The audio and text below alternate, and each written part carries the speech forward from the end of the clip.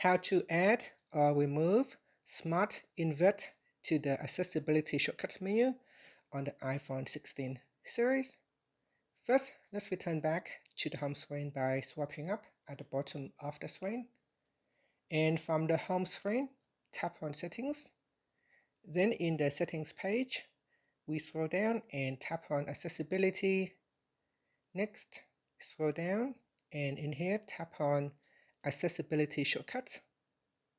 After that, we scroll down and in here tap on Smart Invert. Tap on the menu item to select or deselect it.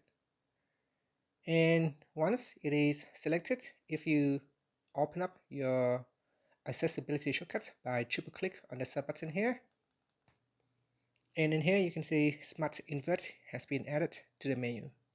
If you want to remove it, just deselect the item, and now in the accessibility shortcuts menu, the menu item has been removed. And that's it. Finally, you can swipe up to return back to the home screen. Thank you for watching this video. Please like and subscribe to my channel for more videos.